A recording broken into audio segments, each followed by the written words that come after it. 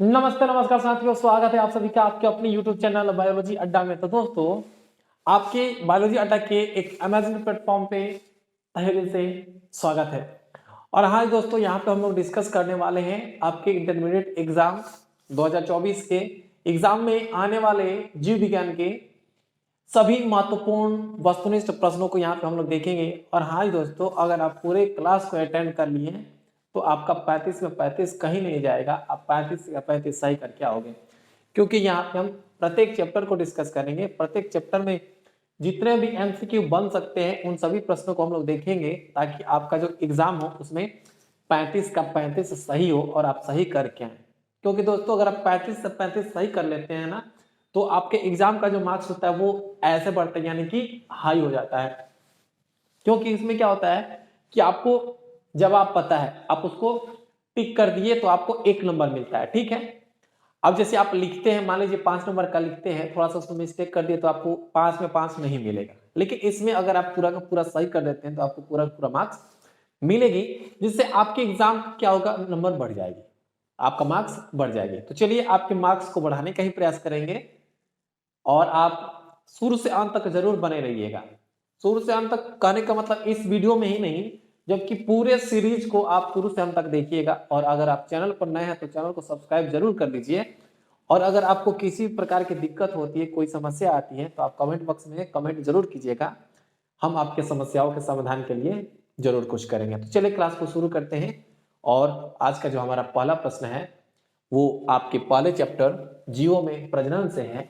देखिएगा, पहला प्रश्न है और ये बहुत ही महत्वपूर्ण प्रश्न है। ठीक है, जैसा कि आपके सामने दिया गया है, आम के फल में खाने वाला भाग, यानी कि पूछा जा रहा है आपसे कि आम का जो फल होता है उसमें कौन सा हिस्सा होता है जिसको हम लोग खा सकते हैं। ठीक है, जनरली खा सकते हैं। अब खाने वाले लोग तो पूरा आम खा जाते हैं, कोई तो उसके गुठली के अंदर का बीज भी खा जाता है, कोई क्या करता है उसको बिना छीले खा जाता है। लेकिन एक जनरली बात की जा रही है, तो आम का कौन सा हिस्सा खाया जाता है। तो आपको हम बता दें कि आम का हम लोग खाते हैं मध्य फल भी, यानी कि उसका मेजोकार्प खाते हैं। क्या खाते हैं जी? मेजोकार्प खाते हैं। तो ऑप्शन नंबर बी इसका सही जवाब होगा। बिल्कुल सही, सही और सटीक जवाब आपको मिलेगी यहाँ पे, किसी प्रकार की कोई दिक्कत नहीं होने वाली है। समझ गए? चलिए अगला प्रश्न है कि समसूत्री विभाजन होता है। अब देखिए, समसूत्री विभाजन को हम लोग क्या करते हैं, समसूत्री विभाजन को हम इंग्लिश में माइटोसिस डिवीजन कहते हैं। क्या कहते हैं? इंग्लिश में हम माइटोसिस डिवीजन कहते हैं। Okay, mitosis division. अब ये माइटोसिस डिवीजन किस में होता है, तो हम आपको बता दें कि माइटोसिस डिवीजन जो होता है वो होता है कायिक कोशिकाओं में। किस में होता है जी? कायिक कोशिकाओं में माइटोसिस डिवीजन होती है। ठीक है जी, चलिए अब हम आगे बढ़ते हैं। बिना निषेचन के फल बनाने की प्रक्रिया को क्या कहते हैं? बनाने का नहीं, बनाने की प्रक्रिया। ठीक है, बिना निषेचन के अगर फल बनता है तो उस प्रक्रिया को क्या कहते हैं? बहुत ही महत्वपूर्ण प्रश्न है। आपके सामने है कि पॉलीकार्पिक कहेंगे, कि पार्थेनोकार्पिक कहेंगे, कि पोमोकार्पिक कहेंगे, कि इनमें से सभी कहेंगे। ठीक है, तो आपको हम बता दें इस प्रश्न का जो सही जवाब होगा और सटीक जवाब होगा वो होगा पार्थेनोकार्पिक। ठीक है, क्या हो जाएगा जी? पार्थेनोकार्पिक हो जाएगा। ठीक है, चलिए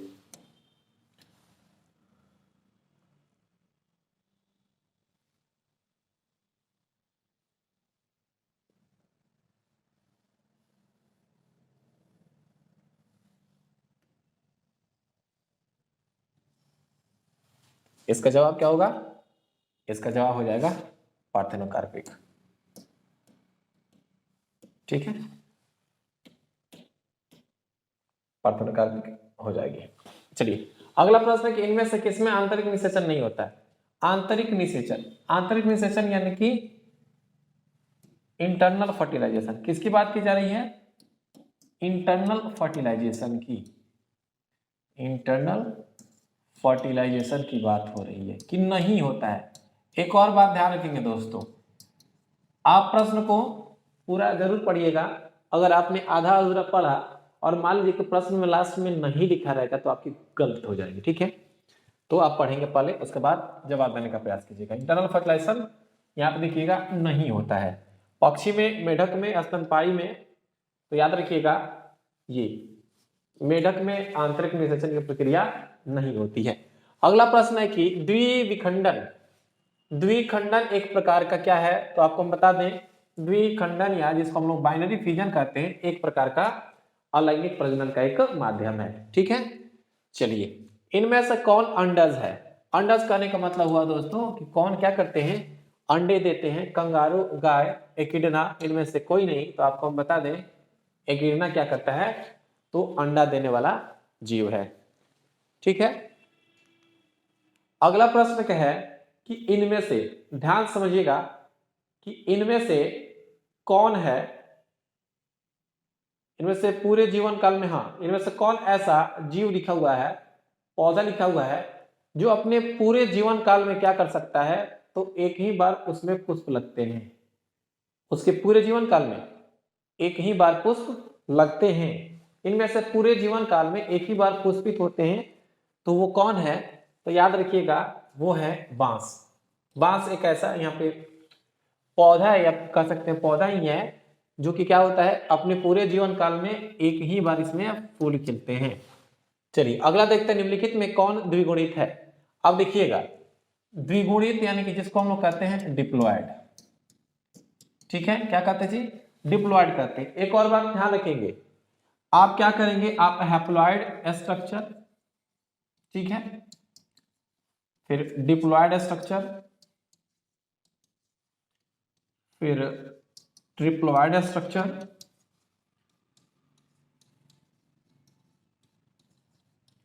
पॉलीप्लॉयड स्ट्रक्चर। यानी कि आप यहां पे देखिए हैप्लॉयड स्ट्रक्चर कौन कौन से, डिप्लॉयड कौन कौन से, ट्रिप्लॉयड कौन कौन से, और पॉलीप्लॉयड कौन कौन से, ये आप ध्यान रखेंगे। आप इसको पढ़ लेंगे अच्छे से, ये जो चारों टर्म लिखे हैं इसको अच्छे से पढ़ लीजिएगा, क्योंकि हर साल इस टर्म, ये देखिए चारों में से हर साल एक प्रश्न जरूर आया है।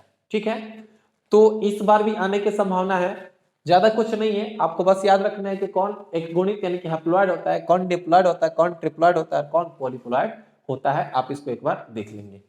अब यहाँ पे देखिए निम्नलिखित में से कौन द्विगुणित है, पराग, अंड, ए और बी और युग्मनज। देखिएगा परागकण ये और अंड, ये दोनों के दोनों क्या होते हैं, एन होते हैं। एन कहने का मतलब हुआ हैप्लॉयड होते हैं। क्या होते हैं जी, हैप्लॉयड यानी कि एक गुणित होते हैं। क्या होते हैं दोस्तों, एक गुणित होते हैं। ठीक है, कैसे होते हैं, एक गुणित होते हैं। लेकिन यहाँ पे जो युग्मनज होता है ये होता है 2n। अब 2n कैसे बन जाता है इसको हम लोग आगे देखेंगे। फिलहाल आप याद रखिएगा कि जाइगोट क्या होता है, हाँ जी, इसको हम लोग जाइगोट कहते हैं इंग्लिश में। और जाइगोट क्या होते हैं, तो डिप्लॉयड होते हैं। क्या होते हैं जी, डिप्लॉयड होते हैं। चलिए आगे बढ़ते हैं।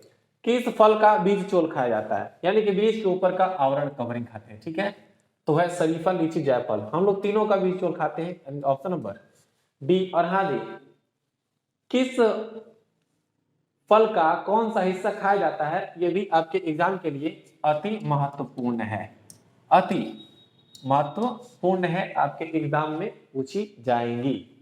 ठीक है, हर साल आता है। समयुग्मकी पाई जाती है। समयुग्मकी यानी कि आइसोगैमेट्स, यानी कि मेल और फीमेल जो गैमेट्स होते हैं सेम होते हैं, आइसोगैमेट्स। ठीक है, जिसे हम लोग होमोगैमेट्स भी कहते हैं। आइसोगैमेट्स को ही होमोगैमेट्स यानी कि समयुग्मकी कहते हैं। और किसे पाया जाता है जी, तो वो आपकी ये शैवाल में पाया जाता है। किसमें पाया जाता है, शैवाल में पाया जाता है। ठीक है, ओके। एक और बात याद रखिएगा, ए स्टडी ऑफ एल्गी यानी कि शैवाल का अध्ययन, फाइकोलॉजी कहते हैं। ठीक है, फाइकोलॉजी कहते हैं, याद रखिएगा।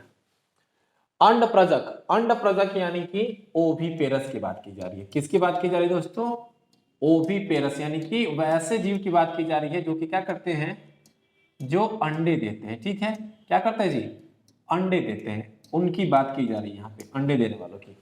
ठीक है, तो अंड प्रजक निम्नलिखित में से कौन है, सांप है, मगरमच्छ है, मुर्गी है, इनमें से सभी। तो हम आपको बता दें सांप भी अंडा देता है, मगरमच्छ भी अंडा देता है, मुर्गी अंडा देते ही है, तो इनमें से सभी ये जवाब हो जाएगा। ठीक है, चलिए निम्नलिखित में से कौन असत्य फल है? अब देखिए वास्तविक फल होता है और एक होता है आभासी फल। अब ये वास्तविक फल क्या होता है इसको समझिए। वैसे फल जिसका निर्माण ओवरी से होगा, किससे? ओवरी से होगा, उसको हम लोग वास्तविक फल कहेंगे। और वैसे फल जिसका निर्माण ओवरी के अलावा किसी और संरचना से होता है उसको हम लोग क्या बोलेंगे? आभासी यानी कि झूठा फल कहेंगे। क्या कहेंगे? फॉल्स फ्रूट कहेंगे। लेकिन आपसे यहाँ पे क्या पूछा जा रहा है कि निम्नलिखित में से कौन सत्य फल है, यानी कौन ट्रू फ्रूट है, वास्तविक फल है?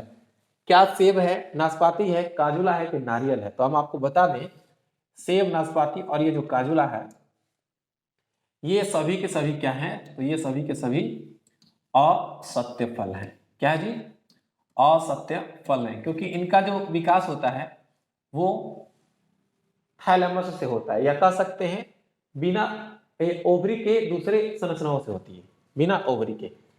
तो इसका जवाब हो जाएगा नारियल। नारियल क्या है? तो एक प्रकार का सत्य फल है। ठीक है, जवाब याद रखेंगे। अगला प्रश्न आपके सामने। हाँ, ये प्रश्न नहीं है। हाँ दोस्तों, बहुत जल्द हम लोग शुरू करने वाले हैं जनरल साइंस।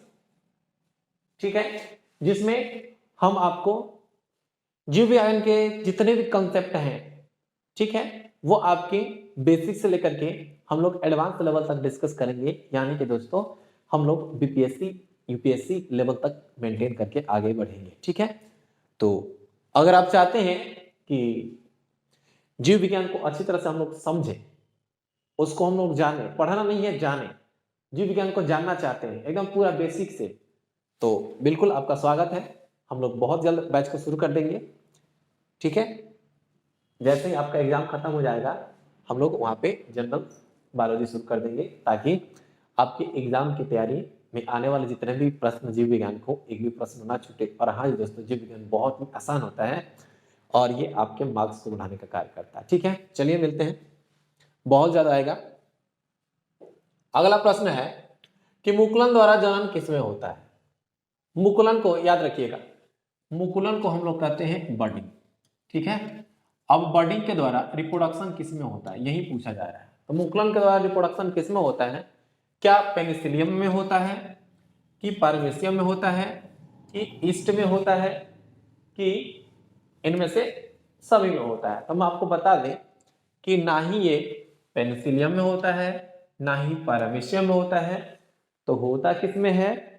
तो ये होता है ईस्ट में। किसमें होता है जी? ईस्ट में, यानी कि ऑप्शन नंबर इसका सी सही जवाब होगा। ठीक है, चलिए अगला प्रश्न है कि निम्नांकित में कौन मिथ्या फल है? आ गया ना जी, फॉल्स फ्रूट।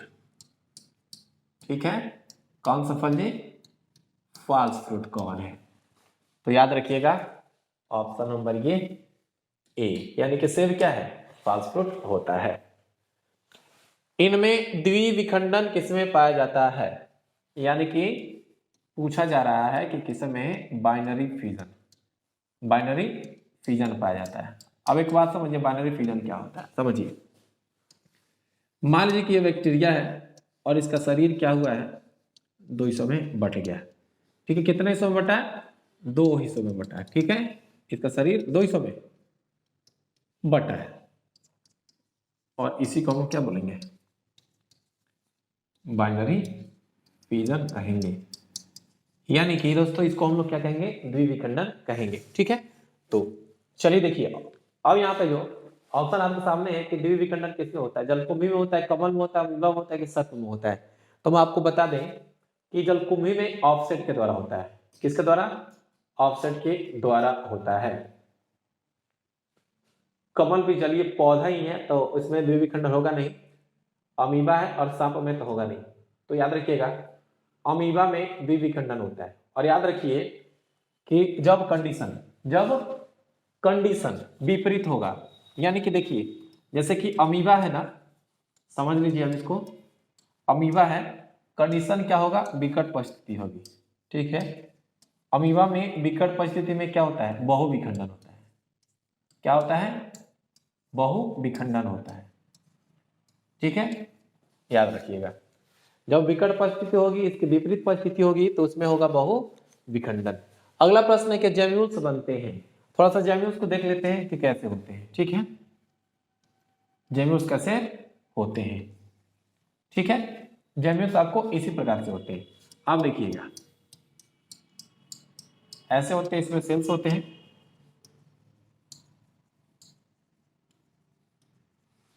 ठीक है,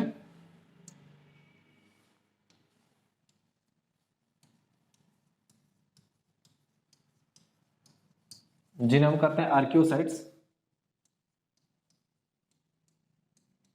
आर्कियोसाइट्स, अब ये आर्कियोसाइट्स बाहर निकलते हैं, जर्मिनेट होते हैं, और जर्मिनेट होकर के क्या करते हैं, नए जीव को विकसित करते हैं।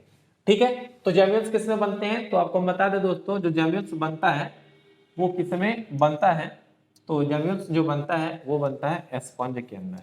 किसके अंदर, स्पंज के अंदर। तो ऑप्शन देख लेते हैं, हाइड्रा में, स्पंज में, ईस्ट में, इनमें से सभी में।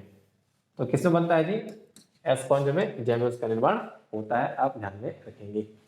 अगला है कि लीची का खाया जाने वाला भाग कहलाता है। लीची का कौन सा भाग है जिसको हम लोग खाते हैं, टेगमेन खाते हैं, ब्रूट पोस्ट खाते हैं, कि अध्यावरण खाते हैं, कि बीज चोट खाते हैं। तो आपको हम बता दें कि हम लीची का क्या खाते हैं, बीज चोट खाते हैं, आपके एग्जाम में पूछी जाएगी। बिना निषेचन के फल निर्माण को क्या कहते हैं, अनिषेक जनन, पार्थेनोकार्पी। ठीक है, अनिषेक जनन, बिना निषेचन के अगर फल का विकास होता है तो उसको हम लोग बोलेंगे अनिषेक जनन। ठीक है, चलिए निम्नलिखित में सही का चुनाव करना है। ऑप्शन देखिए और अब बताइए कौन सा सही है। क्या स्पंज में जूस्पोर का निर्माण होता है, नहीं होता है, गलत हो जाएगा। क्या पेनिसिलियम में जेम्यूल्स बनते हैं, स्पंज में बनता है, भी गलत हो जाएगा। सवाल में कोनिडिया बनता है, पेनिसिलियम नहीं, कोनिडिया तो कवक में बनता है। ठीक है, अब बच गया डी, हाइड्रा की कलिका। तो हम आपको बता दें कि देखिएगा ये हाइड्रा का बॉडी हो गया। ठीक है, और हाइड्रा का बॉडी में क्या होता है, ऐसे संरचनाएं विकसित होती हैं। ओके, इसे ही हम लोग बर्ड कहते हैं, क्या कहते हैं, बर्ड कहते हैं। और यही जो बर्ड है आगे विकसित हो जाता है, और विकसित होकर के क्या करता है जी, एक नए हाइड्रा को विकसित करता है। तो ऑप्शन नंबर आपका डी सही होगा। ठीक है, ऑप्शन नंबर डी सही हो जाएगा।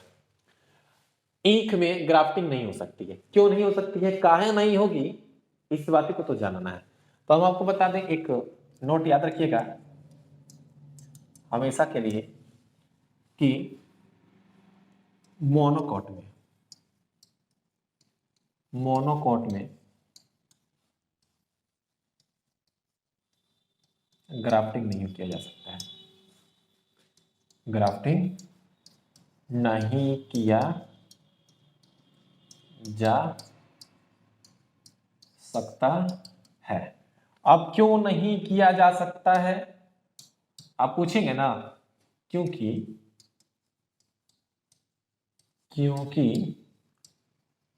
मोनोकॉट में वैस्कुलर सिस्टम विकसित नहीं होता है। सिस्टम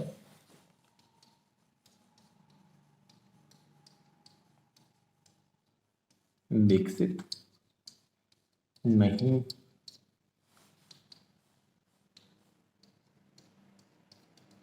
होता है, याद रखिएगा, क्योंकि जो मोनोकॉट होते हैं उससे जो वेस्कुलर सिस्टम जाइलम फ्लोएम है वो विकसित नहीं होते हैं, डेवलप नहीं होते हैं। ठीक है, तो वेस्कुलर सिस्टम बिखरे पड़े होते हैं, फ्लोएम जाइलम के अंदर की ओर होता है, जाइलम फ्लोएम तो ऐसे होता नहीं उसमें, होता है लेकिन वेल ऑर्गेनाइज नहीं होता है। एक एक के पौधे कोमल और चोट सहने के असमर्थ होता है, ये तो गलत बात है।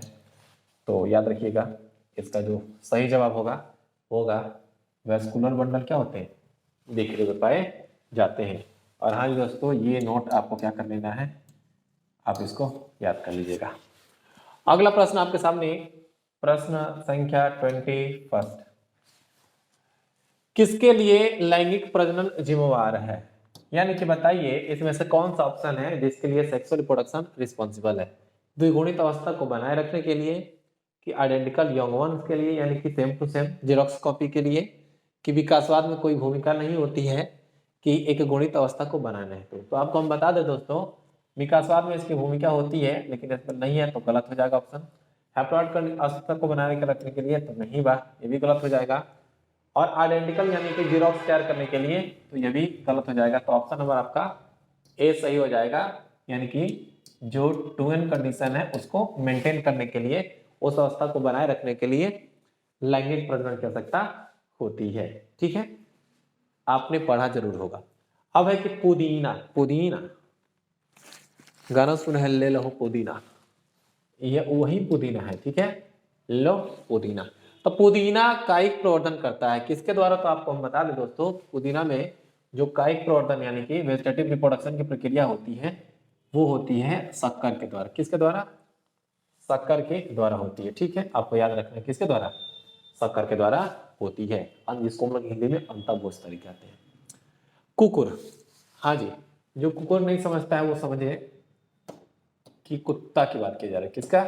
कुत्ता की बात किया जा रहा है। कुत्ता का संभावित जीवन काल कितना होता है? तो कुत्ता का जो संभावित जीवन काल होता है वो होता है 20 ईयर्स यानी कि 20 वर्ष होता है। ओके, सियोन को वृंत यानी कि स्टॉक पर लगाया जाता है। इस प्रकार ग्राफ्ट किए वृक्ष के फल किसके ऊपर निर्भर करते हैं? थोड़ा सा समझिएगा।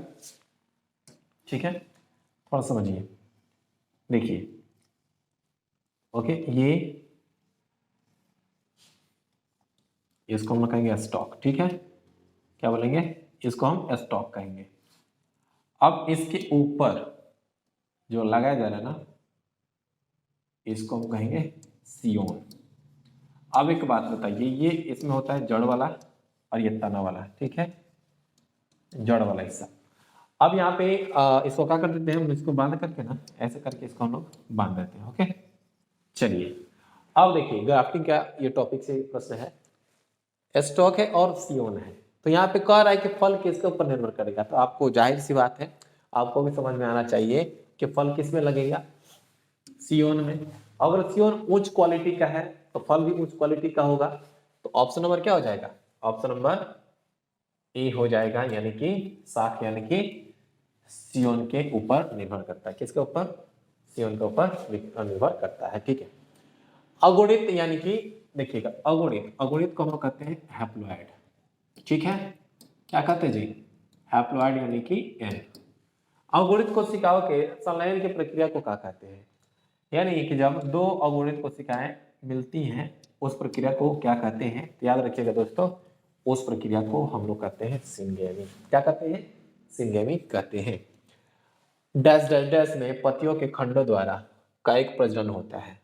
यानी कि समझ देखिए, जैसे कि ऐसे ऐसे ऐसे ऐसे ऐसे। ओके, चलिए ये एक पत्ती है। ओके, अब देखिए ये इसका मार्जिन है। क्या जी?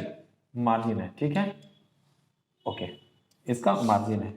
अब यहाँ पे होता क्या है तो समझिएगा कि यहाँ पे जो मार्जिन है, जो इसके कटा हुआ हिस्सा है, यहाँ से क्या होता है तो यहाँ से पौधे विकसित होते हैं। यहाँ से आपके पौधे विकसित होते हैं। क्या विकसित हो जाते हैं? तो पौधे विकसित हो जाते हैं। ये जिसका बोलते जड़ है।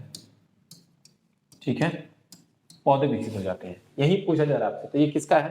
तो मैं आपको बता दें कि ये है ब्रायोफिलम और कलांचो। ब्रायोफिलम और कलांचो में पत्तियों के द्वारा क्या होता है? कायिक जनन की प्रक्रिया पाई जाती है। और ब्रायोफिलम को हम लोग क्या कहते हैं? तो ब्रायोफिलम को हम लोग पत्थर चट्टा के नाम से भी जानते हैं। पत्थर चट्टा के नाम से भी जानते हैं, याद रखना है। ठीक है, चलिए क्वेश्चन नंबर 27। रात में खिलने वाले पुष्प साधारणतः होते हैं। तो रात में खिलने वाले जो पुष्प होते हैं वो छोटे होते हैं। ऑप्शन नंबर देखते हैं, तो ऑप्शन नंबर बी हो जाएगा। ठीक है, ऑप्शन नंबर बी हो जाएगा। चमकीले फूल कब होंगे? चमकीले फूल क्यों होते हैं? तो चमकीले फूल इसलिए होते हैं कि उसको कीड़े क्या कर सके? आकर्षित हो सके। तो रात में तो कीड़ों की आवश्यकता है नहीं, तो छोटे होते हैं। ओके, उभयलिंगी प्राणी यानी कि जिसमें मेल और फीमेल दोनों होता है जी। क्या होता है जी? मेल और फीमेल दोनों होता है। और जब दोनों होता है तो उसको उभयलिंगी कहते हैं। इसमें से कौन है? का मुर्गी है तो मुर्गा मुर्गी तो ये तो नहीं होगा। दो होता है सांप, एगो कोबरा होता है। ठीक है, एगो नाग और नागिन। सुना ना जी, नाग और नागिन मूवियों देखे होंगे। सांप तो एकलिंगी होता है। दोनों, ऑप्शन सी भी गलती है, बच गया केंचुआ। तो केंचुआ महाराज क्या होते हैं? तो उभयलिंगी होते हैं। ठीक है, याद रखिएगा, उभयलिंगी यानी कि द्विलिंगी। क्या होते हैं बच्चों? द्विलिंगी होते हैं। अब देखिए अगला प्रश्न है कि निम्न में से कौन द्विगुणित संरचना है? हमने बोला था ना कि बहुत इंपॉर्टेंट है, डिप्लॉयड यानी कि 2n संरचना है। अंडाणु n होता है, शुक्राणु n होता है, युग्मनज 2n होता है। तो ऑप्शन नंबर सी हो जाएगा। जन्म से लेकर प्राकृतिक मृत्यु के बीच की अवस्था को क्या कहते हैं जी?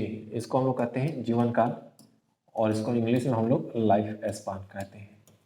ठीक है, याद रखिएगा। अगला प्रश्न है कि आकारिकी तथा आनुवंशिकी रूप से समान जीवों को कहते हैं।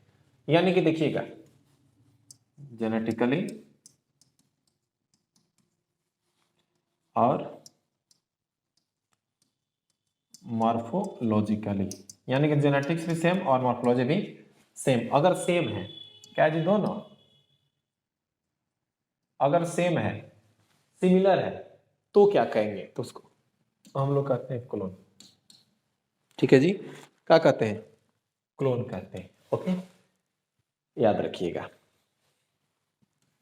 एक और नोट याद रखिए, डॉली। ठीक है, डॉली क्या थी? सीप का क्लोन, सीप का क्लोन थी। आपके एग्जाम में पूछी जा सकती है कि डॉली क्लोन है, तो याद रखिएगा डॉली किसका क्लोन है? सीप का। अमीबा में प्रजनन किस प्रकार होता है? तो आपको बता दें, अमीबा में प्रजनन होता है द्विविखंडन के द्वारा, ऑलरेडी देख चुके थे। पेनिसिलियम में प्रजनन किसके द्वारा होता है? तो पेनिसिलियम में एक कवक है। पेनिसिलियम क्या जी?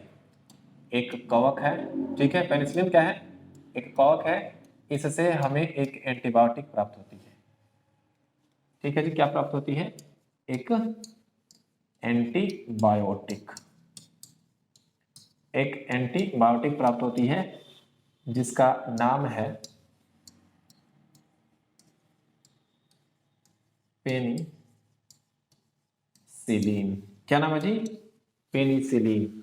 ओके, तो एक कवक है, इससे एक एंटीबायोटिक प्राप्त होती है जिसका नाम है पेनिसिलिन। और इसका खोज किसने किया था? तो याद रखिएगा, अलेक्जेंडर फ्लेमिंग ने। ठीक है, अलेक्जेंडर फ्लेमिंग ने किया था। ओके, तो सबसे पहले एंटीबायोटिक का खोज किसने किया था? तो पेनिसिलिन एंटीबायोटिक था, और जिसको खोज किया था, जिसने खोज किया था, नॉट जिसको, जिसने खोज किया था उसका नाम था अलेक्जेंडर फ्लेमिंग। तो ऑप्शन नंबर डी होगा। मासिक चक्र किसमें होता है? यानी कि यहाँ पे पीरियड की बात की जा रही है, जिसको हम लोग कहते हैं मेसोसाइकिल। ठीक है जी, क्या कहते हैं? मेसोसाइकिल कहते हैं, मासिक चक्र कहते हैं। तो सिंपल सी बात है कि मासिक चक्र किसमें होता है, मेसोसाइकिल किसमें होता है? इसको अलग अलग तरीके से एमसी भी कहा जाता है, इसको पीरियड भी कहा जाता है, और इसको हम लोग ये ऋतुस्राव चक्र, ऋतुस्राव चक्र भी कहते हैं। तो किस में पाया जाता है? तो बंदर में पाया जाता है, कपी में पाया जाता है, मानव में पाया जाता है। यानी कि ये ऑप्शन नंबर डी, यानी कि ये तीनों में पाया जाता है। चलिए अगला प्रश्न देखते हैं कि निम्नलिखित में से किसमें एस्ट्रस साइकिल, यानी कि एस्ट्रस साइकिल, इसको हम लोग कहते हैं मध चक्र। मध चक्र यानी कि मनुष्य का जो प्रजाति, जैसे मनुष्य, बंदर या सबको छोड़ दें तो बाकी सभी में मध चक्र पाया जाता है। ठीक है, तो गाय, भेड़, बंदर नहीं पाया जाता ना, नहीं ऑप्शन है। तो याद रखिएगा, बंदर में नहीं पाया जाता, जबकि गाय, भेड़ और कुत्ता सब में मध चक्र पाया जाता है। ठीक है, निम्नलिखित में कौन द्विलिंगी नहीं है? ऑप्शन यहाँ पे द्विलिंगी नहीं है, मतलब कि एक लिंगी होना चाहिए। फितकृमि द्विलिंगी है, कुत्ता एक लिंगी है। कुत्ता क्या है जी? एक लिंगी है। अगर ऑप्शन देखते हैं जोंक, स्पंज, ये सभी सभी क्या है? द्विलिंगी है। तो ऑप्शन नंबर क्या हो जाएगा? बी सही हो जाएगा। निम्नलिखित में से किसमें युग्मक हस्तांतरण के लिए जल की आवश्यकता होती है? तो याद रखिएगा दोस्तों, वो कौन सा है? शैवाल है, ब्रैफाइट्स है, टेरिडोफाइट्स है। आवश्यकता नहीं होती है, तो इन तीनों में होती है, इन तीनों में होती है, जबकि जिम्नोस्पर्म में जल की आवश्यकता नहीं होती है। ओके जी, चलिए भ्रूण के विकास की प्रक्रिया को कहते हैं एम्ब्रियोजेनेसिस। एम्ब्रियो के निर्माण की प्रक्रिया को कहते हैं एम्ब्रियोजेनेसिस। युग्मक के संचयन, संचयन, ठीक है, यहाँ पे संचयन नहीं होना चाहिए, यहाँ पे एक्चुअली होना क्या चाहिए, तो यहाँ पे होना चाहिए संलयन, ठीक है, संलयन। तो युग्मक के संलयन को कहते हैं, युग्मक के संलयन को हम लोग कहते हैं ये सिंगेमी। क्या कहते हैं जी? सिंगेमी,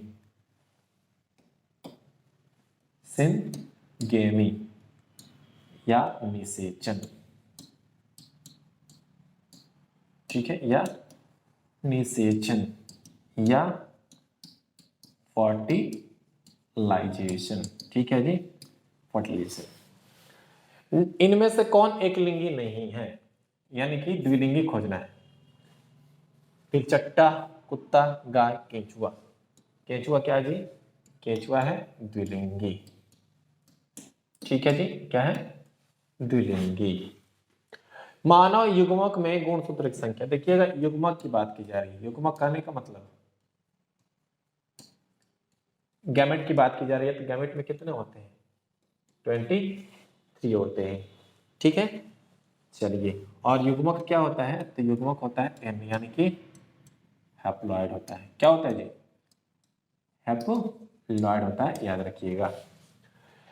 किसमें आंतरिक निषेचन होता है? क्या मछली में होता है, कि उभयचर में होता है, कि शैवाल में होता है, कि आवृत्ति बीजी में होता है? तो याद रखिएगा आवृत्ति बीजियों में ही क्या होता है, तो आंतरिक निषेचन की प्रक्रिया होती है। बाकी सभी जो तीनों ऑप्शन है, इन सभी में क्या होता है, तो एक्सटर्नल होती है, यानी कि बाह्य निषेचन होती है, ठीक है। चलिए, निषेचन तक की क्रिया में ओव्यूल विकसित होकर बीज बनाता है। देखिए निषेचन के बाद क्या होता है, ओव्यूल बीज बनाता है, और कार्पल क्या बनाता है, तो कार्पल बनाता है ये पेरिकार्प, पेरिकार्प, याद रखिएगा। निम्नलिखित में से कौन अंडा से नहीं है, यानी कि अंडे देने वाले नहीं है? सांप, मुर्गी, घड़ियाल, मानव। मानव, मानव अंडे नहीं देता है। मानव क्या है, तो ये क्या है जी, ठीक है, ये विविपेरस है, विविपेरस। इनमें किसमें केवल एक बार अपने जीवन काल में पुष्प खिलते हैं? शायद ये डिस्कस कर चुके हैं, रिपीट है, बांस होता है। निम्नलिखित में से किसमें 12 वर्ष में सिर्फ एक बार पुष्प खिलते हैं? तो याद रखिए दोस्तों, 12 वर्ष में एक बार, नीला कुरिंजी, नीला कुरिंजी। कहाँ आपको? कर्नाटक मिलेंगे, कर्नाटक में मिल जाएंगे, केरल में मिलेंगे, ठीक है, याद रखिएगा।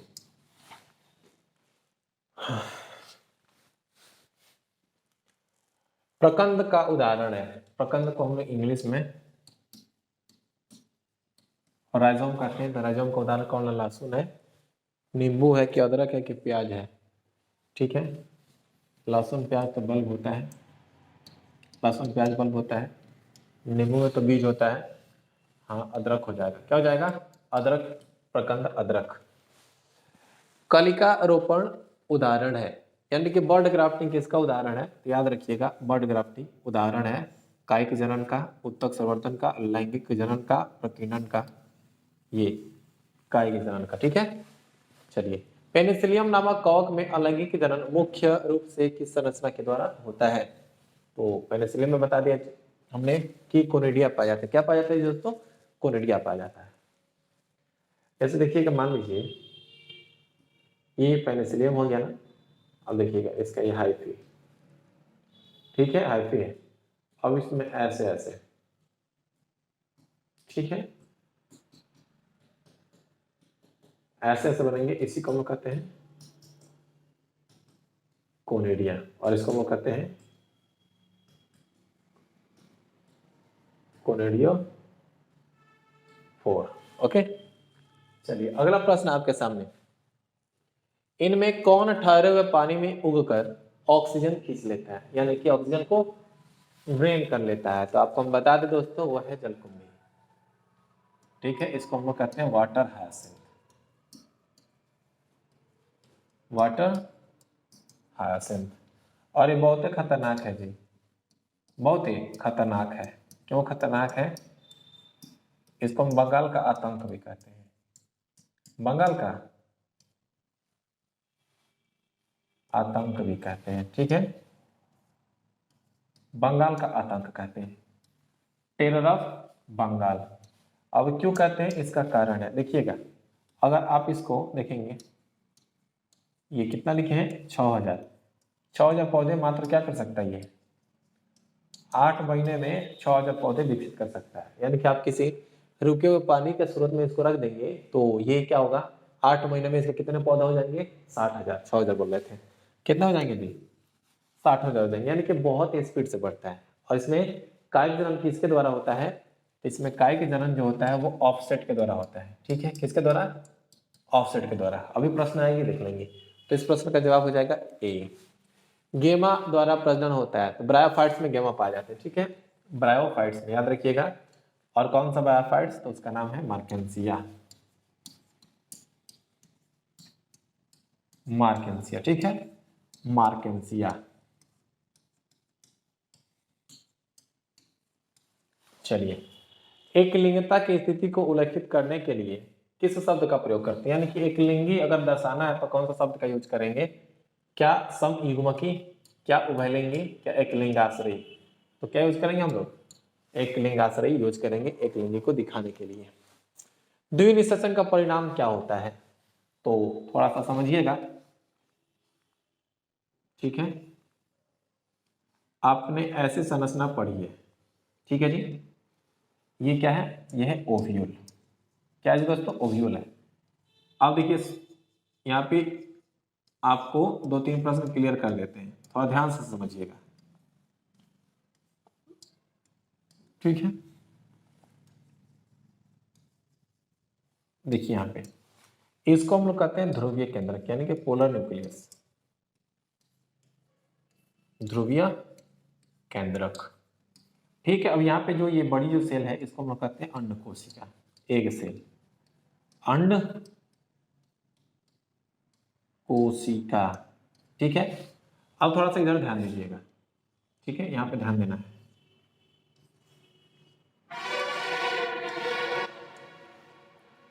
ठीक है, ओके, देखिएगा, ये है परागकण अंकुरित हो चुका है और ये परागनली है। क्या जी? परागनली है। अब परागनली में दो क्या है? नर युग्मक है। नर युग्मक है, कितने हैं? 2 हैं। अब देखिए, इसका जो एक नर युग्मक है, ये वाला जो नर युग्मक, मान लीजिए एक नर युग्मक है, वो किसको निषेचित किया? ये एक सेल को निषेचित किया। जब एक सेल को निषेचित किया तो क्या बना? जाइगोट बना था। ठीक है, क्या बना? जाइगोट बना था। तो यहाँ पे देखिएगा जाइगोट ऑप्शन है नहीं है। ठीक है, आगे प्रोसेस बढ़ते हैं। अब ये जो दूसरा है वो किसको निषेचित करता है? तो इसके बीच में 2 ध्रुवीय केंद्रक हैं। क्या जी? 2 ध्रुवीय केंद्रक, यानी कि जिसको हम लोग कहते हैं पोलर न्यूक्लियस। पोलर न्यूक्लियस है, ध्रुवीय केंद्रक है, उसको निषेचित किया। जिसको देखिए, इसको तो हम लोग कहते हैं सिनगेमी। सिनगेमी, यानी कि 2 हैप्लॉइड मिल रहे हैं तो सिनगेमी। और ऊपर वाला जो है ना, इसमें देखिएगा 1, 2 और 3 केंद्रक हैं, इसको हम लोग कहते हैं ट्रिपल फ्यूजन, यानी कि त्रिसंलयन। Triple fusion. अब जो ट्रिपल फ्यूजन की प्रक्रिया होती है ना, तो ट्रिपल फ्यूजन के फलस्वरूप क्या होता है? तो हमें प्राप्त होता है एंडोस्पर्म। क्या प्राप्त होता है? एंडोस्पर्म, यानी कि भ्रूणपोष। तो ऑप्शन नंबर क्या हो जाएगा? इसका सही और सटीक जवाब होगा सी, यानी कि भ्रूणपोष। हाँ जी दोस्तों, समझिए। अब यहाँ पे थोड़ा सा आपको हम और डिटेल में ले चलें और बता दें, ये जो संरचना है इंपॉर्टेंट है। इसको हम लोग कहते हैं एम्ब्रियो सेक।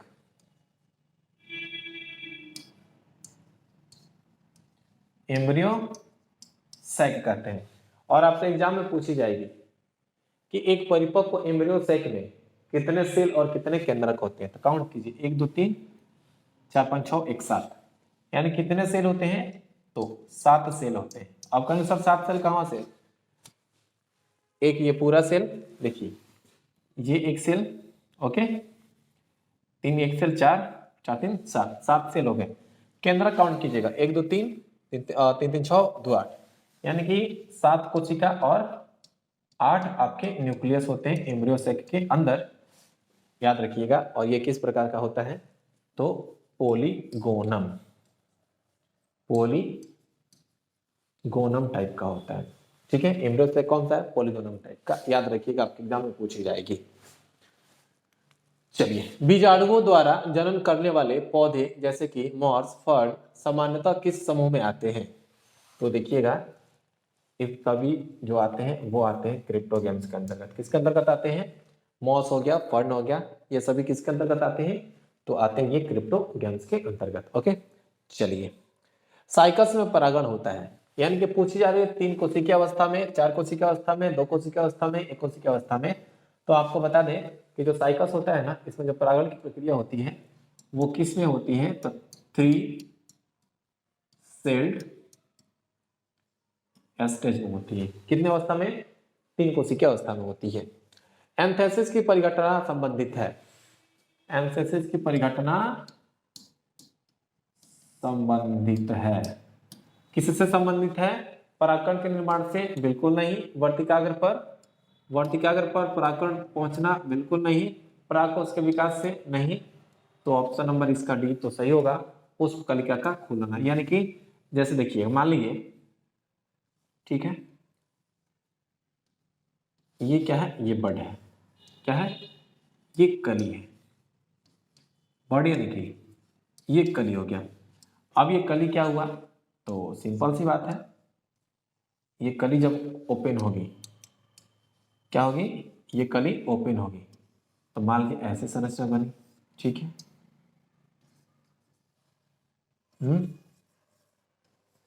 ये मान लेते गुलाबे का पेड़ था, ठीक है, ये ऐसे गुलाब बन गया। तो इसी प्रक्रिया को हम लोग कहते हैं एंथेसिस। क्या कहते हैं जी? एंथेसिस, यानी कि बड का खुलना। ऑप्शन इसका डी सही है। अब कि निम्न में से कौन पत्ती के अग्रभाग द्वारा जनन करता है, यानी कि लीफ का आगे वाला हिस्सा? तो याद रखिएगा दोस्तों, वह है वाकिंग फर्न। क्या है?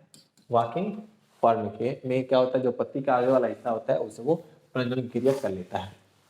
आलू के कंद में आंखें होती हैं, तो याद रखिएगा, आलू के कंद में जो आंखें होती हैं उनको कहते हैं कक्षस्थ कलिकाएं। क्या कहते हैं दोस्तों? कक्षस्थ कलिकाएं कहते हैं। चलिए, अगला प्रश्न, निम्नलिखित में से कौन सा पादप उभयलिंगाश्रयी होता है? पौधा कहा जा रहा है कि कौन उभयलिंगी है? मार्गेंसिया, पाइनस, साइकस। तो देखिए, ये सभी के सभी क्या है? एक लिंगी है। नहीं, उभयलिंगी में पूछा जा रहा है। एक मिनट, पपीता। निम्नलिखित में से कौन सा पादप उभयलिंगाश्रयी होता है? मतलब कि दोनों होता है, ठीक है। साइकस याद रखिएगा, क्या याद रखिएगा? साइकस। निम्न में से कौन एक लिंगी है? सरसों है, अड़हुल है, पपीता है। तो सरसों और अड़हुल ये दोनों के दोनों क्या होते हैं? ये दोनों के दोनों होते हैं द्विलिंगी। क्या होते हैं? द्विलिंगी। चलिए, मटर, मटर भी क्या होता है? मटर भी द्विलिंगी होता है, याद रखिएगा। ओके, इसका जवाब होगा पपीता एक लिंगी है। अंडाणु बनने की क्रिया विधि को क्या कहते हैं? अंडाणु बनने की क्रिया विधि को कहते हैं अंडजनन, यानी कि oogenesis, oogenesis, ठीक है। शुक्राणु बनने की क्रिया विधि को क्या कहते हैं? तो शुक्राणु बनने की क्रिया विधि को कहते हैं शुक्राणु जनन, यानी कि स्पर्मेटोजेनेसिस कहते हैं, ठीक है। अब है अगला प्रश्न, लैंगिक जनन में कितने जीव भाग लेते हैं? तो लैंगिक है ना जी, ना अलैंगिक है।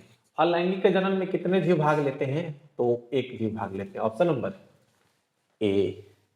पौधे में अलैंगिक जनन निम्न में से किस विधि द्वारा होती है? अलैंगिक जनन, क्या उसमें मुकुलन होता है, विखंडन होता है, विभाजन होता है, कि सभी होती है?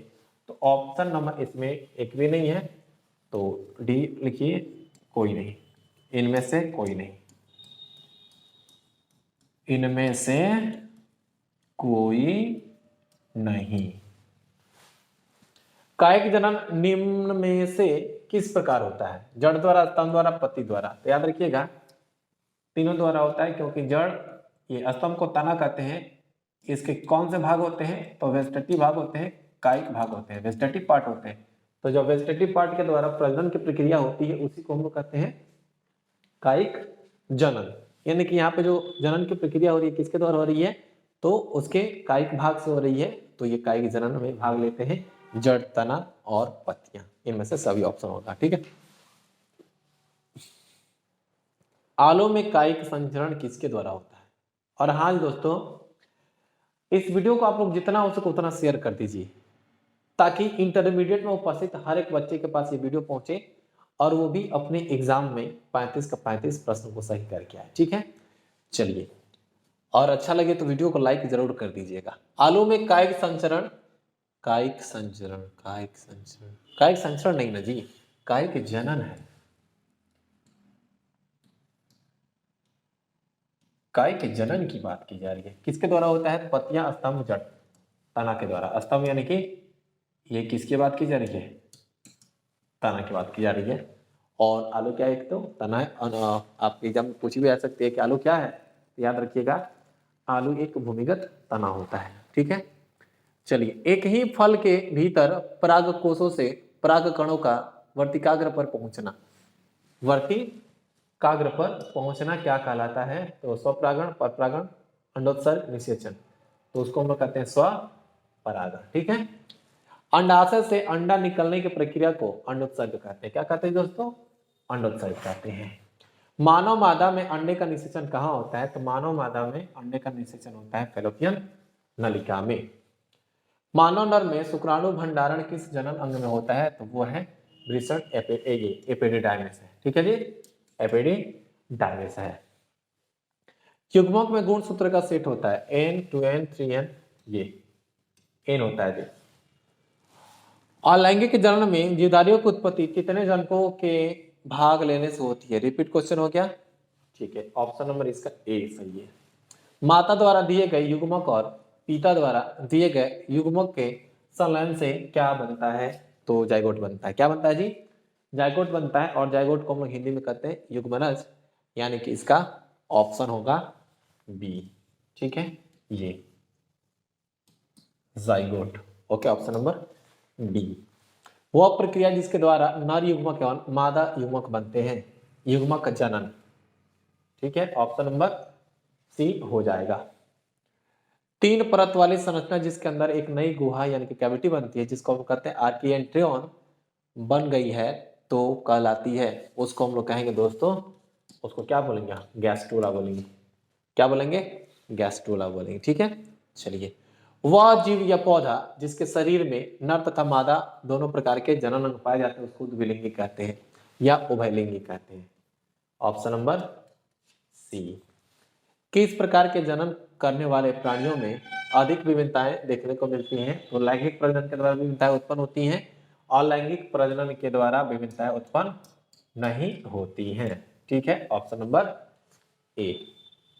वह प्रक्रिया, ध्यान सुनिएगा, वह प्रक्रिया जिसके अंतर्गत जीव समजात शिशुओं को जन्म देकर अपनी प्रजाति को निरंतरता बनाए रखते हैं उसको क्या कहते हैं? तो याद रखिएगा ये प्रजनन का ही एक क्या है? तो डेफिनेशन है। ऑप्शन नंबर ए, वो क्या है जी? रिप्रोडक्शन। ठीक है, ऑप्शन नंबर ए। जंतु जो शिशुओं को जन्म देते हैं उसे हम क्या कहते हैं? जरायुज, यानी कि विविपेरस। विविपेरस। अंडे से लेकर वयस्क तक बनने की संपूर्ण प्रक्रिया को कहते हैं गर्भाधान। गर्भाधान, पूरा ये प्रेगनेंसी होता है, गर्भाधान होता है। प्लाज्मोटोमी किसमें होता है? याद रखिएगा प्लाज्मोटोमी होता है ओपेलिना के अंतर्गत, ओपेलिना में होता है प्लाज्मोटोमी।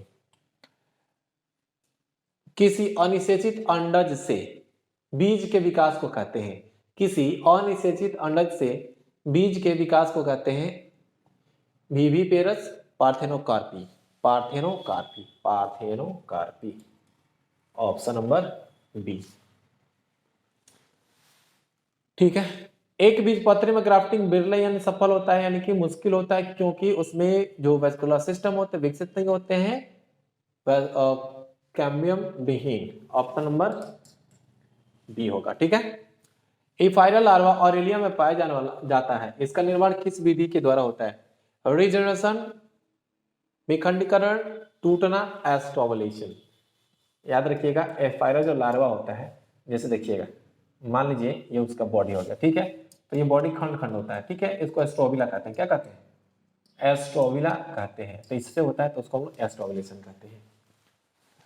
जीरोंटोलॉजी में किसका अध्ययन करते हैं? तो दोस्तों याद रखिएगा, जीरोंटोलॉजी में हम अध्ययन करते हैं वो है एजिंग का। क्या जी? एजिंग का, यानी कि धीरे धीरे क्या होता है, बुढ़ापा की ओर बढ़ना, एजिंग होता है। निम्नलिखित में से किसमें बिना निषेचन द्वारा प्रजनन क्षमता होती है? तो बिना निषेचन के द्वारा प्रजनन कर लेते हैं तो वो है मधुमक्खी। याद रखिएगा। प्याज के युग्मक में गुणसूत्र की संख्या कितनी होती है? तो प्याज के युग्मक में गुणसूत्र की संख्या होती है 16। कितने जी? 16 होती है। किसी अनावृत बीजी में एंडोस्पर्म होते हैं, एक गुणित, द्विगुणित, त्रिगुणित। क्या होते हैं ये होते हैं 3n। ऑप्शन नंबर सी। एंडोस्पर्म क्या होते हैं? तो वो होते हैं 3n। किसी पुष्प के अंडाशय होते हैं, अंडाशय द्विगुणित होता है जी। ऑप्शन नंबर बी हो जाएगा। ठीक है, चलिए अगला प्रश्न आपके सामने है। पौधे में अर्धसूत्री विभाजन किसमें होता है? तो पौधे में अर्धसूत्री विभाजन होता है परागकोश के अंदर। किसके अंदर? परागकोश के अंदर। आप कहेंगे सर आप इतना फास्ट क्यों पढ़ा रहे हैं? अब इतना फास्ट इसलिए पढ़ा रहे हैं कि आप ऑब्जेक्टिव को कम समय में ही देख लें। ठीक है, और इसे आप बार बार क्या कर सकते हैं, 1 से 2 बार और भी देख सकते हैं। जब ज़्यादा अगर मान लीजिए 2 घंटे 3 घंटे का होगा तो वहाँ पे आप उसको देखने में असकत आएंगे। असकत समझते हैं ना जी? हाँ, लेजीनेस आपको होगी कि क्या देखें क्या देखें, इसलिए इसको हम लोग शॉर्ट में थोड़ा सा गति के साथ हम लोग जल्दी जल्दी बहुत सारे प्रश्नों को कवर कर रहे हैं। ठीक है, क्योंकि बहुत सारे प्रश्न हैं। चलिए, परागकोश किसी छोटे भाग टुकड़े के संपूर्ण शरीर के निर्माण की प्रक्रिया को क्या कहते हैं? अब थोड़ा सा एक बात समझिए। ठीक है, देखिएगा, एक होता है रीजनरेशन, रीजनरेशन, ठीक है, पुनर्जनन। अब जो रीजनरेशन होता है इसके द्वारा क्या होता है कि प्रजनन का माध्यम भी होता है और इसके द्वारा टूट फूट किए गए यानी कि जो शरीर है उसमें अगर कोई अंग लॉस्ट हो गया है, खो गया है, उसको बनाया जा सकता है, या बनाया नहीं जा सकता है, मतलब उत्पन्न हो जाता है। ठीक है, तो ये रीजनरेशन आपके 2 प्रकार के होते हैं। ठीक है, एक जिसको कहते हैं एपीमॉर्फोसिस, एपीमॉर्फोसिस, और एक को कहते हैं मॉर्फोलेक्सिस, मॉर्फोलेक्सिस। अब जो एपीमॉर्फोसिस है ना, इसमें क्या होता है, रीस्टोर होता है। क्या होता है जी? रीस्टोर होता है, रिपेयर होता है। लेकिन मॉर्फोलेक्सिस में क्या होता है? कंप्लीट। क्या होता है जी? कंप्लीट बॉडी ही बन जाता है, कंप्लीट बॉडी ही बन जाता है। ठीक है, याद रखिएगा। तो ऑप्शन नंबर क्या हो जाएगा? ऑप्शन नंबर ए इसका सही जवाब होगा।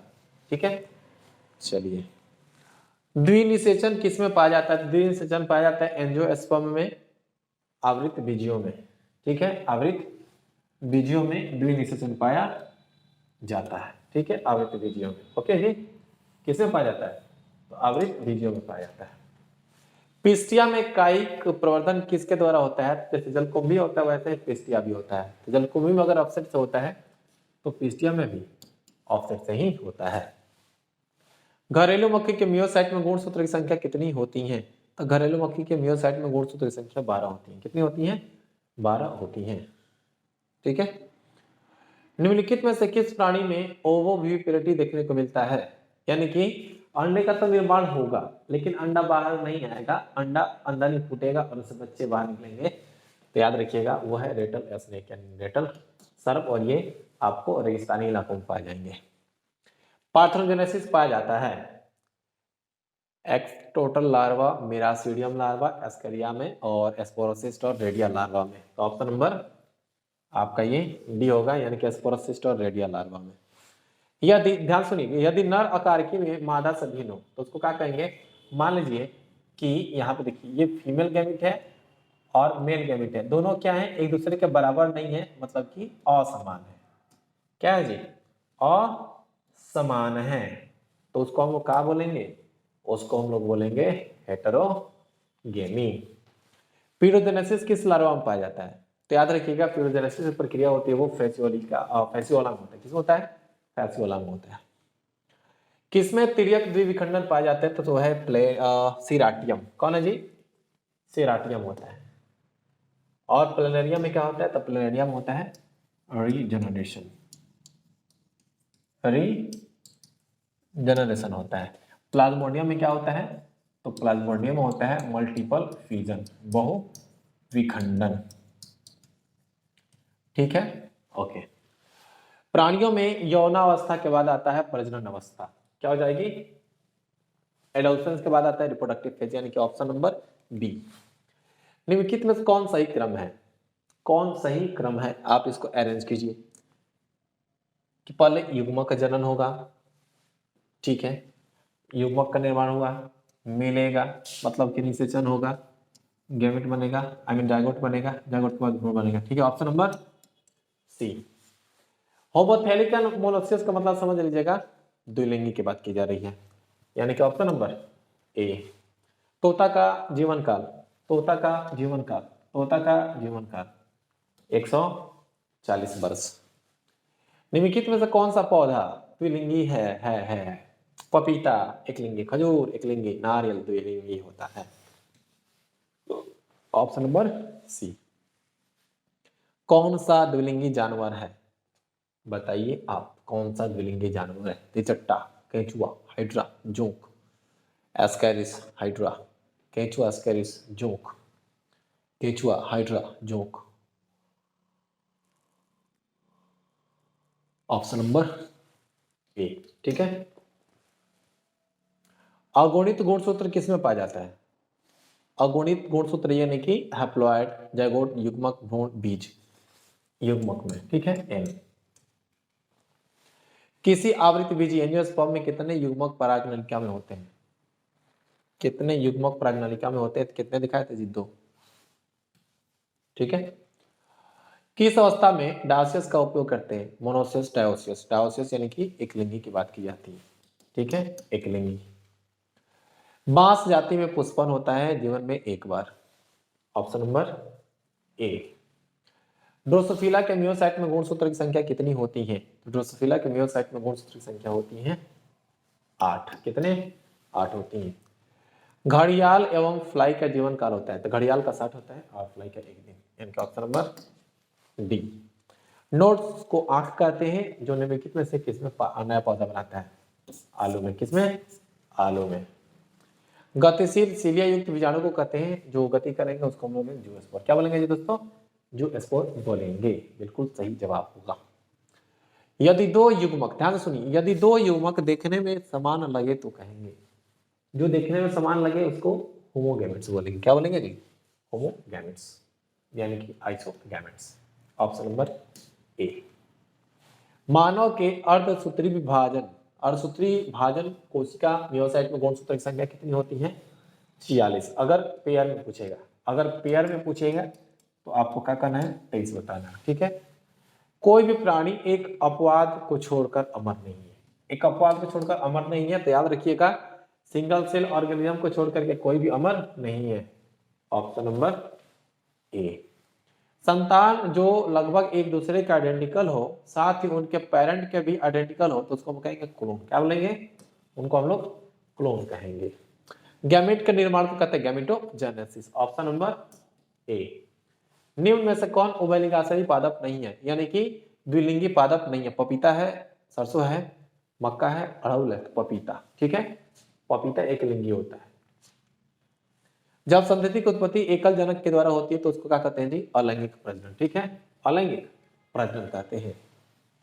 अंड प्रजक होते हैं जो अंडा देते हैं, मुर्गी भी अंडा देता है, सांप भी अंडा देता है, मगरमच्छ में से सभी। द्विगुणित है, यानी कि 2n, अंडा पराग युग्मनज, वो देखिएगा युग्मनज होता है द्विगुणित। निम्नलिखित में से कौन जंतु उभयलिंगी नहीं है, यानी कि उभयलिंगी नहीं है? फीता कृमि, केंचुआ, घरेलू मक्खी, तो देखिएगा घरेलू मक्खी। ओके, एसिटाबुलेरिया निम्न में से क्या है? तो एसिटाबुलेरिया एक शैवाल है जी दोस्तों। क्या है? एसिटाबुलेरिया क्या है? एक शैवाल है और ये सिंगल सेल का बना होता है। कितने सेल का? सिंगल सेल का बना होता है। निम्नलिखित में से किस पौधे के प्रजातियों में बीज का उत्पादन असंजनन द्वारा होता है? तो वह है घास और एस्पेसिया। ऑप्शन नंबर ए। इनमें किसमें बंगाल का आतंक? ऑलरेडी डिस्कस कर चुके हैं, बंगाल का आतंक, जलकुंभी। एस्ट्रोसाइकल पाई जाती है, मल चक्र पाया जाता है, गाय भैंस कुत्ता, इनमें से सभी। ऑप्शन नंबर डी हो जाएगा। सल्क यानी कि बल्ब, बल्ब किस में पाया जाता है? तो बल्ब पाया जाता है लहसुन में और फिर ये प्याज में। तो प्याज हो जाएगा लहसुन पहले। Option number C. स्तनधारियों में निषेचन कहाँ होता है? तो आपको बता दें, स्तनधारियों में निषेचन की प्रक्रिया किसमें होती है? फैलोपियन नली में होती है। और प्राकृतिक अनिषेक जनन, पार्थिनोजेनेसिस पाया जाता है मक्खी में, मधुमक्खी में, मच्छर में, इनमें से सभी में। याद रखिए किसमें? मधुमक्खी में पाया जाता है। ठीक है दोस्तों, चलिए नेक्स्ट जो होगा sexual reproduction in flowering plant, next day आपको मिल जाएगी। तो दोस्तों अगर आपको बोर्ड पीडीएफ चाहिए तो आप कमेंट बॉक्स में कमेंट कीजिएगा सर हमको बोर्ड पीडीएफ चाहिए। आपको बोर्ड पीडीएफ वहां पे प्रोवाइड कर दी जाएगी। या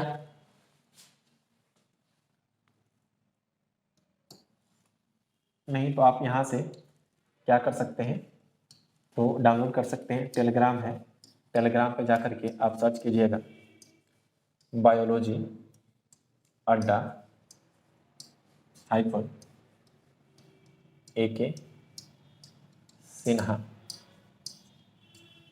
तो वहां पे आपको बोर्ड पीडीएफ मिल जाएगी। ठीक है, क्या कर सकते हैं, वहां से बोर्ड पीडीएफ डाउनलोड कर सकते हैं। ठीक है दोस्तों, थैंक यू ऑल शुरू से अंत तक बने रहने के लिए। और अगर आपको लगता है कि ये बहुत ही महत्वपूर्ण है तो kindly I requested you all कि आप इसे जितना हो सके शेयर कर दीजिएगा, हर एक बच्चे को शेयर कर दीजिएगा जिनका एग्जाम 2024 में होने वाली है। हाँ जी दोस्तों, आपका एग्जाम का शेड्यूल भी आ चुका है, फरवरी में एग्जाम होगा और पहले दिन शायद जीव विज्ञान ही है। तो आप पहले दिन ही रॉक करके आओ, फाड़ के आओ पेपर को। फाड़ने का मतलब जा करके हाथ से नहीं फाड़ना है, उसमें आप प्रश्न को हल करके आओ। तो मिलता हम लोग नेक्स्ट वीडियो में। और नेक्स्ट वीडियो किसका होगा? Sexual reproduction in flowering plant. तो अगर वीडियो अच्छा लगे तो आप इसे लाइक जरूर कर दीजिएगा। और अगर आप इस चैनल पर नए हैं तो सब्सक्राइब कर सकते हैं। और हाँ दोस्तों, शुरू से अंत तक जरूर बने रहिएगा ताकि आपके एग्जाम की तैयारी एकदम अच्छे तरीके से हो और आप अपने एग्जाम में 35 का 35 प्रश्न सही करके। तो मिलते हैं हम लोग नेक्स्ट वीडियो में, तब तक के लिए जय हिंद।